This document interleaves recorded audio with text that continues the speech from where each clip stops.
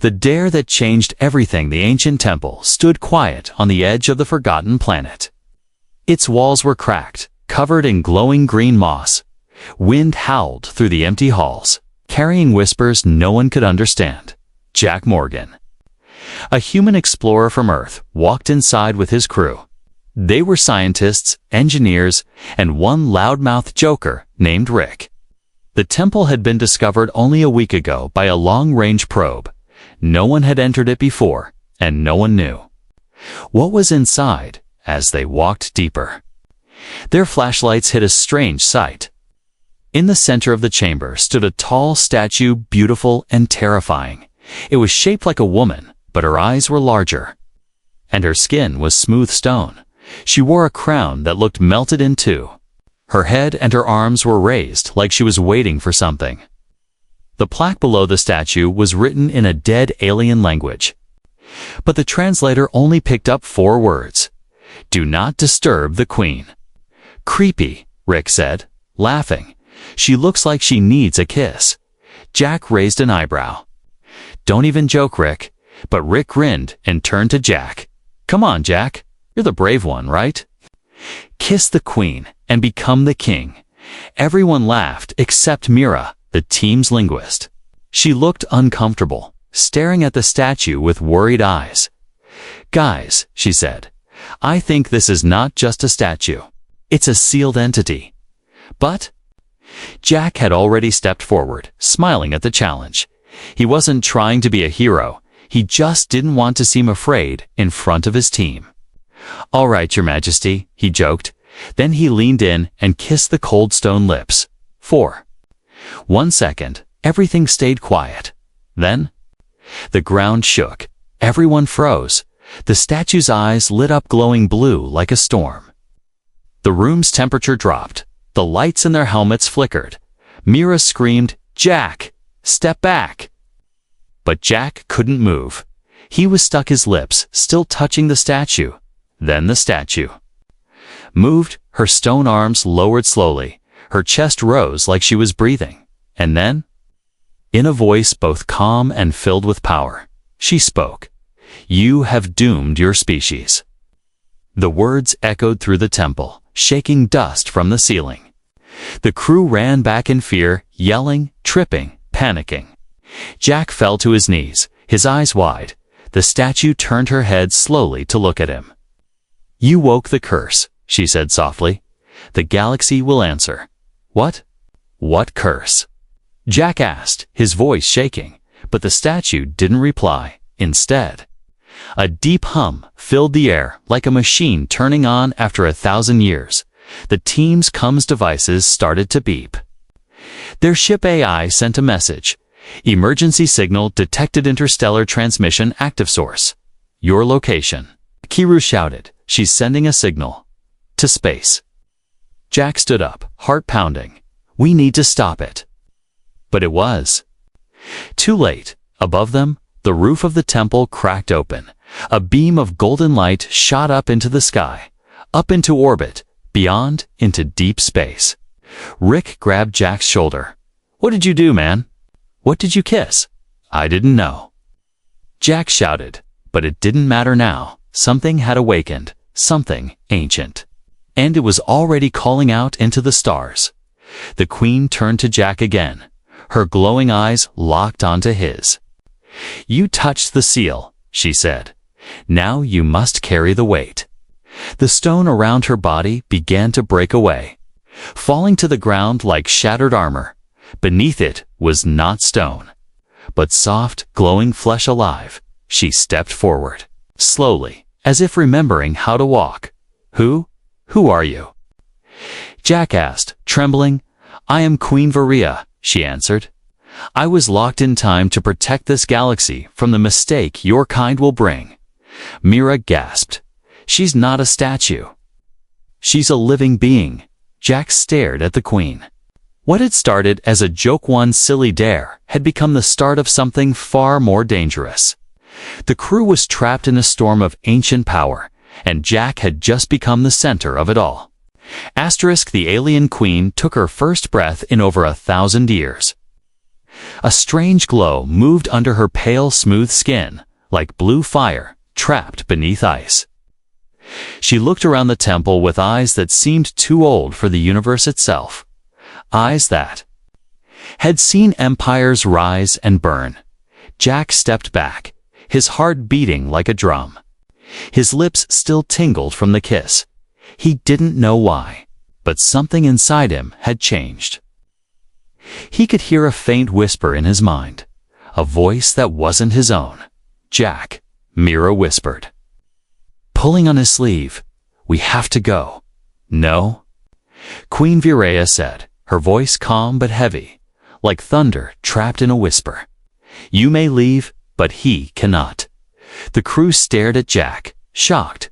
"What do you mean?" Jack asked. "Why me?" "You kissed the seal," the Queen said, stepping forward. "Your blood has touched the lock that held me. You are now the key." Suddenly, Jack fell to the ground, clutching his head. Flashes of unknown stars, alien battles, and dying planets hit his mind like lightning. He saw creatures unlike anything on Earth. He saw ancient beings running from shadows with red eyes. He saw Earth burning. Mira and Rick grabbed him, pulling him back, but his skin was glowing now, faint lines running along his arms. The Queen raised one hand, and the glowing stopped. Jack gasped, sweat dripping from his face. "What did you do to me?" he asked, shaking. "I gave you a glimpse," she replied. "A glimpse of the storm that is coming." The others looked at each other, fear in their eyes. Rick whispered, "This is bad. Really bad." Suddenly, a deep rumble echoed through the temple walls. Mira checked her scanner, eyes wide with fear. "There's a heat spike. Something is rising beneath us." Queen Virea nodded slowly. "Yes. They are waking up too." "Who?" Jack asked, voice shaking. "The ones who sealed me here." She said, "The old masters, they will come. And they will bring fire." She walked toward the entrance of the temple. But the doors had vanished, replaced by a wall of smooth stone. The crew was trapped. "We're not leaving," Rick said, his voice rising. "No," the Queen replied. "Not until he accepts his role." Jack frowned. "What role?" "The beacon has been sent," she explained. "Now you must choose: join with me, or let your people be judged." "What does that mean?" Mira asked. "What kind of choice is that?" But the Queen didn't answer. She turned toward a corner of the temple, where a strange pedestal rose from the floor. She placed her hand on it, and the ground beneath their feet shifted. A hidden stairway opened, leading down into darkness. "This world holds answers," she said. "If you want to save your kind, follow me." Jack looked at Mira and Rick. Mira nodded slowly. "We've come this far." Rick groaned. "I knew that kiss was a bad idea." They followed the Queen into the black stairway. The walls lit up as they moved, glowing symbols, showing visions of ancient wars and dead stars. Jack couldn't stop staring at them. Somehow, he could understand the symbols. He wasn't just reading them, he was remembering them. "How do I know this?" Jack whispered. "You carry a spark now," Vera said. "A spark of memory left inside the seal. Part of me lives in you." At the bottom of the stairway, they found a round room filled with floating crystals. Each one showed a planet. Some were green and alive. Others were cracked and empty. "What is this place?" Mira asked. "This is the memory core," the Queen said. "A map of all the worlds we failed to save." Jack stared at one crystal that showed Earth. It flickered, sometimes showing Earth as it is now, and sometimes a wasteland. Virea pointed. "That is your future if you do nothing." Suddenly, the crystals around them flickered faster. A red glow filled the room. "They are coming," she whispered. They answered the beacon. The temple shook again, harder this time. Dust rained from the ceiling. The door behind them sealed shut. "You woke me with a kiss, Jack Morgan," the Queen said, turning to him. "And now You must help me fight what comes next. Jack stared into her glowing blue eyes. He never believed in fate, but now fate was looking straight at him, and it had awakened with ancient eyes.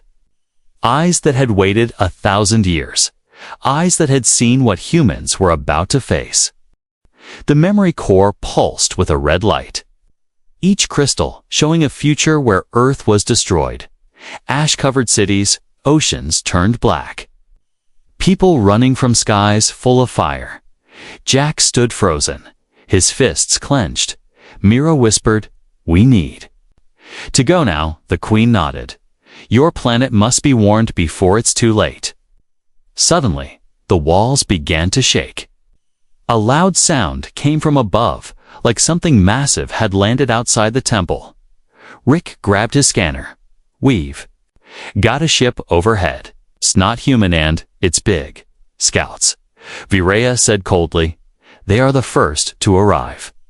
If we stay, we die." Without another word, she raised her hand and the ground opened again. A glowing bridge of light formed under their feet, carrying them upward in seconds. They were back at the surface right in the middle of a brewing storm. Black clouds twisted in the sky, and a shadow covered their ship. Hovering above them was a jagged alien vessel covered in spikes, glowing with red veins. "Run!" Jack shouted. The crew dashed toward their transport. Virea gliding behind them like a ghost. As they entered the ship, alarms screamed. The AI spoke. "Unknown hostile detected. Weapons charged. Shields at 60%. Rick jumped into the pilot seat. "We're out of here." The engines roared as the ship blasted upward, dodging plasma shots from the alien vessel. The Queen stood in the middle of the cabin, her eyes closed, her lips moving silently. Jack looked at her. "What are you doing?"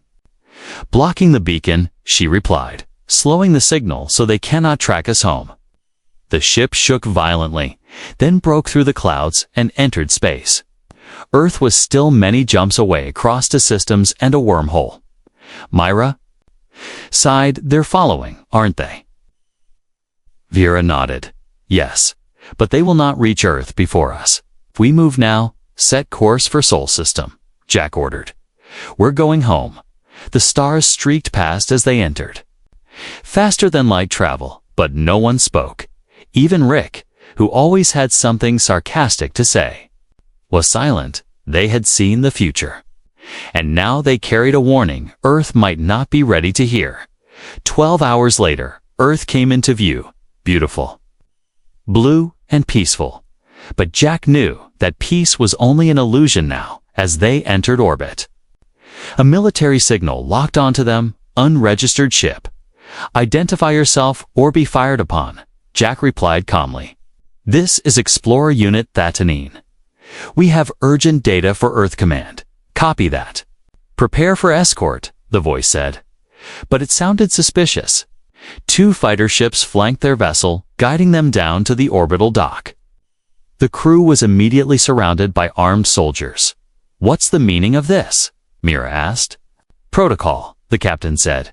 "No one leaves a dead system and comes back without answers." "Then we'll give you answers," Jack replied.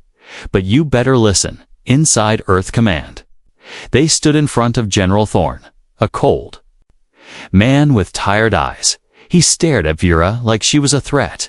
"You brought an alien here." He snapped. "She saved us," Jack said. "And she might be the only reason Earth has a chance." Vera stepped forward. "Your people were seeded by my kind thousands of years ago. Your growth was a test, but now the judges are coming to erase you." Thorne narrowed his eyes. "And why should we believe this?" Jack slammed a data crystal on the table.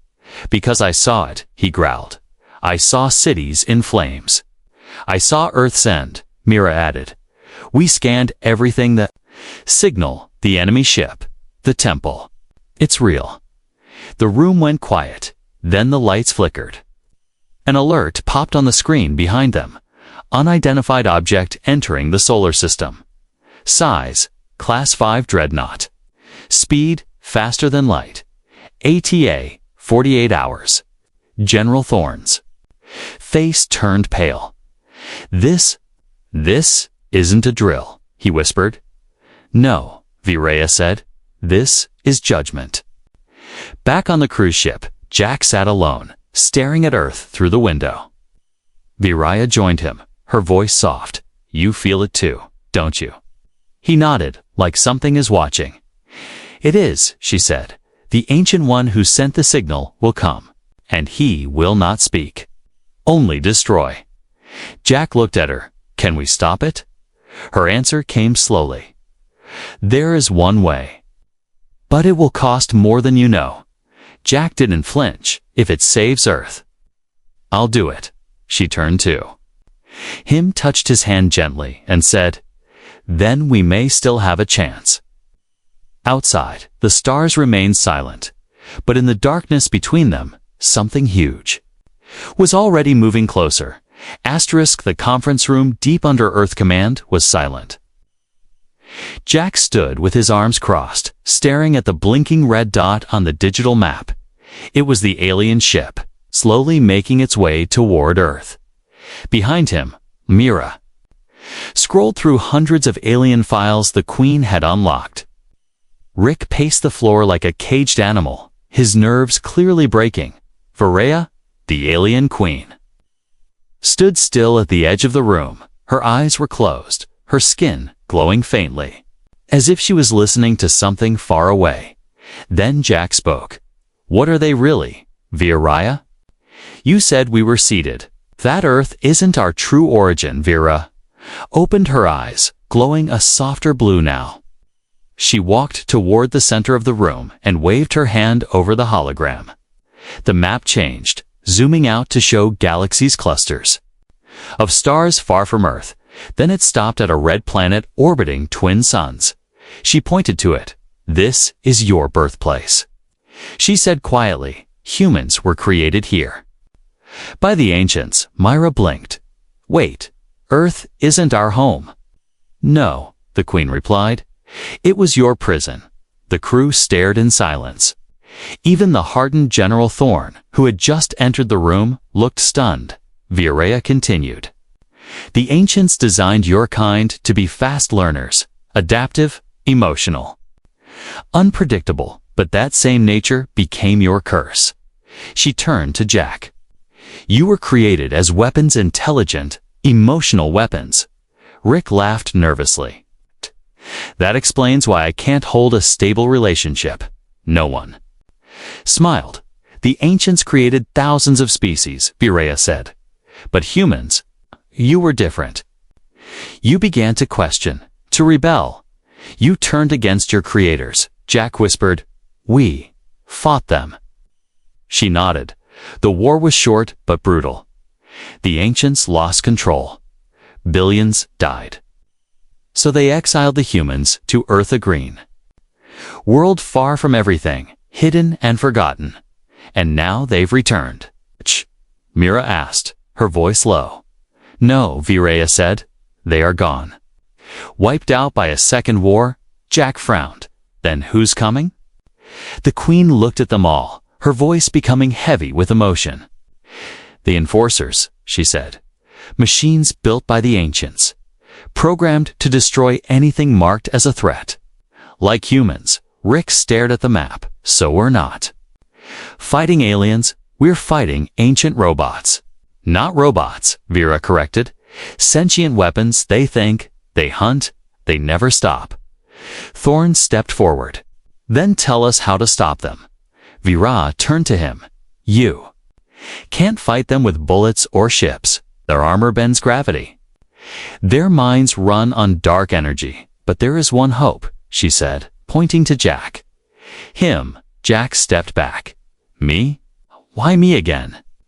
Viraya reached for his arm, pulling back his sleeve. Lines of glowing blue light pulsed under his skin. Alien energy. The kiss woke my soul inside you, she said. You now carry the key of the Sealand ancient power only my kind possessed. Jack looked down at his hand, glowing like starlight. What can I even do with this? You can activate the core buried beneath Earth's crust, she said. A defense system left long ago, hidden under your planet waiting for the return of the enforcers. Thorne's eyes narrowed. You mean to tell me there's a massive alien weapon beneath our feet? Yes, Vera said calmly, but only he can awaken it. Only the blood of the key can start the process. Myra asked, and then what? Virea looked at her. Then Earth fights back. Later, in the private medical lab. Jack sat on the edge of a scanner bed. He looked at the glowing veins in his arm and shook his head. I'm just a mechanic, not a soldier, he muttered. Virea sat beside him. Softer now. You were chosen by accident, Jack, she said. But destiny often chooses those who least expect it. Jack looked at her. Did you know? Before I kissed the statue. She smiled slightly. No, I was dreaming when you kissed me, but your soul was kind. Your touch awakened something lost. They sat in silence, the room humming around them. Finally, Jack asked, if I fail, what happens to Earth? Everything will turn to silence, she said. No birds. No oceans, no names left to remember. You, Jack, took a deep breath and nodded. Then I won't fail, outside the lab. Alarms started to scream. Mira ran in, shouting. The enforcer ship just entered the edge of the system. 2 days early. Virea stood up, her face graved. They've found the shortcut. They're not waiting. Jack clenched his fists. Then let's go underground and wake the damn core. Beneath the Atlantic Ocean, deep under layers of rock and forgotten history, a massive elevator carried Jack, Virea, Mira, and Rick into the darkness. The walls were lined with glowing lines, symbols older than the human race. Their ship had dropped them at a hidden facility. Only Virea could open an entrance sealed for thousands of years. No one spoke. The air grew heavier the deeper they went. Jack's heart thudded in his chest, not from fear, but from something he couldn't explain.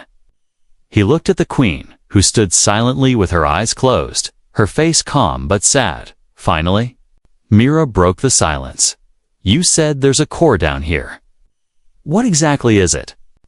Virea opened her eyes. It's a planetary weapon, built into Earth's structure, part machine, part living force. It was created by the ancients in case the enforcers turned against them. But they died before it could be used. Rick raised his eyebrows, and we're going to turn that on. Sounds like a nuclear heart attack. Virea gave a faint smile. It's not a bomb. It's a shield of pulse that can disable enforcer logic systems. But it needs a soul to ignite it. Jack swallowed. You mean me? Yes? She said softly, but not just you. The elevator stopped. Opening into a vast underground chamber, it was beautiful, almost like a temple, walls glowing with blue veins of energy. In the center stood a circular platform surrounded by floating rings, pulsing slowly like a sleeping heart. Virea walked to the platform and turned, her voice trembling for the first time. This is where I was born, she said. This chamber is alive. It can feel pain, memory, and sacrifice. Jack stepped closer. Sacrifice. She nodded. To start the core, a life must be offered willingly. One soul must become its source. Everyone froze. Rick stepped back. Wait. Hold up. Are you saying someone has to die to power it? Virea didn't look away. Not just die. Merge, become one with the core forever.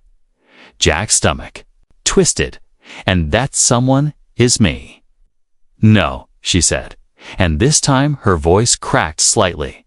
It has to be me. The room went silent. Jack's voice broke the silence. No, we'll find another way. There is no other way. Virea said firmly, I am part of the system. I was grown from it. My life is the key. I can awaken the core fully, but once I do, I will never return. Jack stepped forward, shaking his head. You can't just decide to vanish. Vera looked at him with those ancient blue eyes. This is my final offer to your world. She said I was sealed for a reason, to protect life, not just my own. Jack clenched his fists. There has to be another way. You said I carry your spark. What if we do it together? She paused, surprised. Together.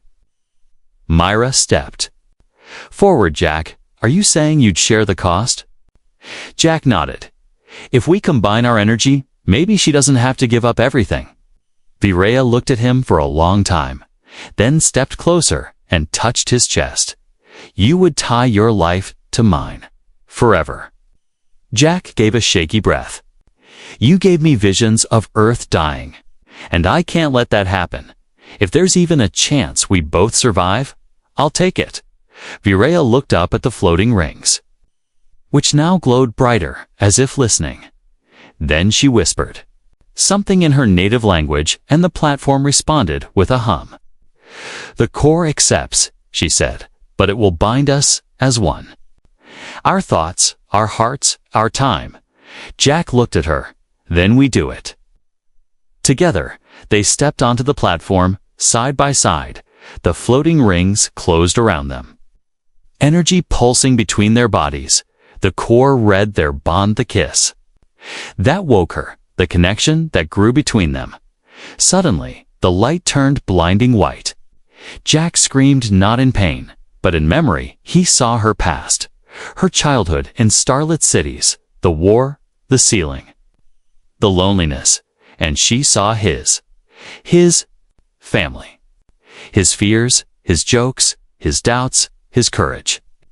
Their thoughts blended into one stream. The core accepted, and the energy surged upward through the earth, through the crust, into the sky, around the planet. Satellites lit up, power grids surged, and the air vibrated. A soft pulse echoed across space like a heartbeat. The Enforcer ship, still weeks away, paused in its path, sensors flashing in confusion. It had felt something unexpected, something ancient and human. Back in the chamber, the platform opened slowly. Jack collapsed, breathing hard. Virea stood over him, still glowing, but her body seemed more human now, softer, warmer. You survived, she whispered, amazed. Jack looked up at her, smiling weakly. So did you. Rick ran toward them, yelling, what the hell just happened? Myra grinned, tears in her eyes. They woke the planet. Rick, they woke Earth's last defense. Asterisk. The air above Earth had changed. A strange vibration passed through satellites, radios, and even the birds in the sky. Something ancient had awakened beneath the planet's surface. Something watching, waiting, back in the underground chamber. Jack leaned against the glowing wall, still weak from the fusion. Virea stood next to him, her body shimmering with soft blue light. But something was different. Her presence felt more human now. You're not the same, Mira whispered, stepping closer. Virea gave a soft nod. The core merged us. I left part of my being behind. I am no longer pure. Rick scratched his head. So, are you like half alien queen and half Jack now? Jack smirked tiredly. Don't say that out loud again. Myra chuckled, but then turned serious. The Enforcer ship paused after the signal, but it's moving again. It'll be here in 12 hours. Virea looked up at the ceiling, her voice steady. They are studying Earth's defense. They now know the core is active, but it won't scare them. So what do we do? Jack asked, standing on his feet.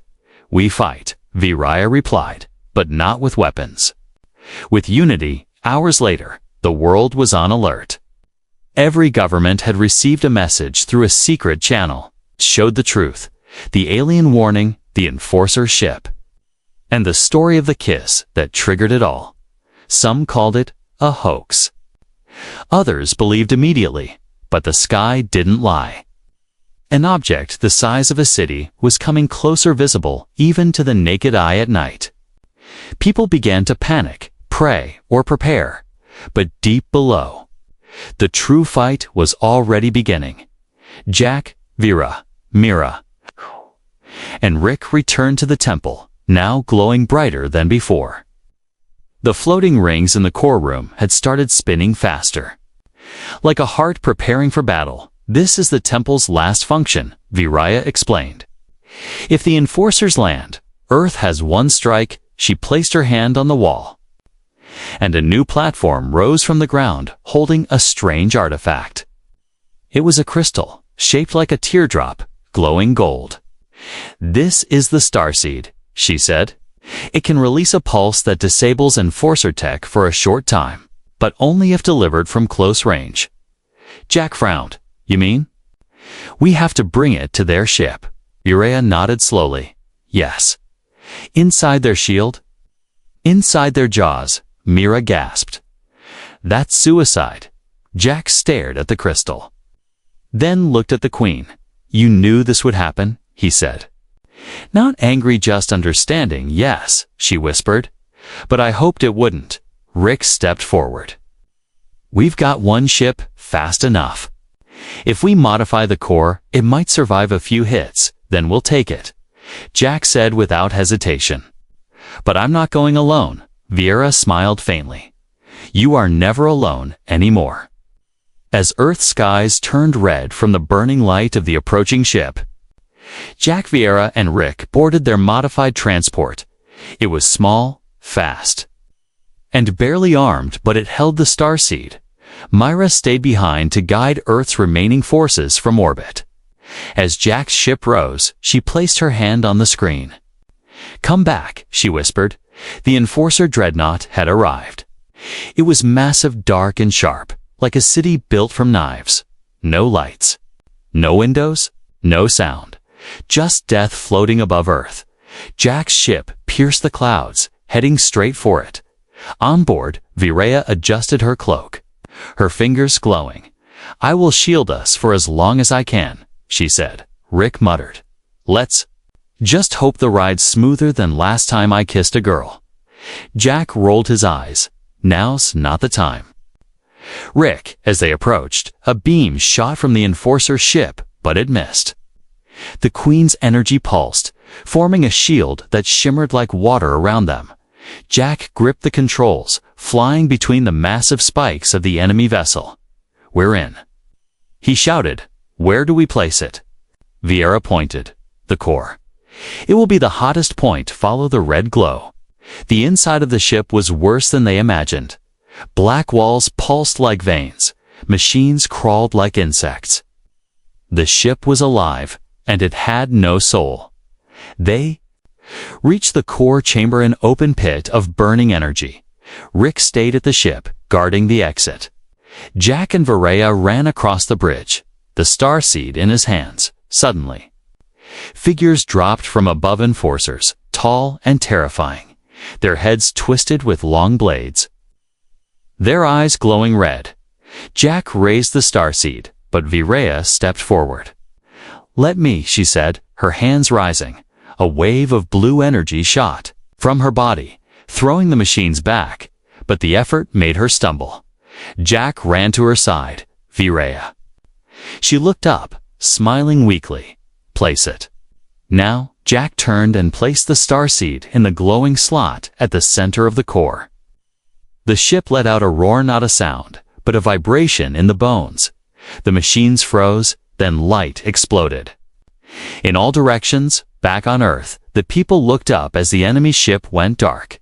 Then, it fell, crumbling like ash in the sky. The Enforcer threat was gone. Inside the wreckage, Jack held Viraya in his arms. Her body was flickering, her glow fading. "You kept your promise," she whispered. "You didn't fail, and you didn't vanish," he whispered back.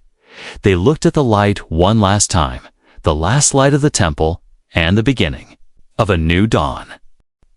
Earth was silent for the first time in days. No alarms, no shaking skies, no fear, just silence. And sunlight. People stood on rooftops, in fields, on highways, all looking up above them. The alien dreadnought, once terrifying, once untouchable, was gone, destroyed in a final burst of light, scattered like ash across the clouds in the command center. Mira stared at the empty radar screen. No signals. She whispered, "It's over," but in her heart, she wasn't sure, because Jack hadn't returned. Deep in the remains of the fallen ship, Jack opened his eyes slowly. Smoke filled the air, but his lungs still worked. His arms were around Virea. Her body felt warm, but fading. "Hey," he whispered, brushing dust from her cheek. "We made it."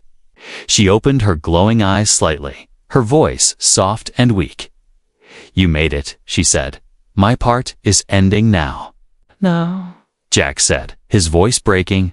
"Don't say that. You gave Earth a chance," she smiled. "That's enough for me." "No," Jack repeated, holding her tighter. "We gave it a future, and you're part of that."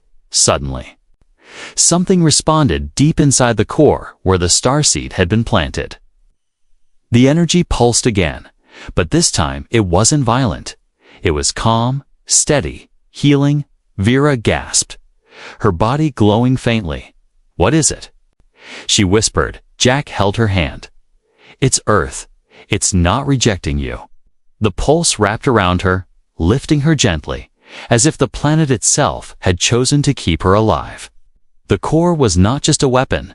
It was a guardian, and it had accepted her as one of its own. A day later, Jack and Vera returned to the surface.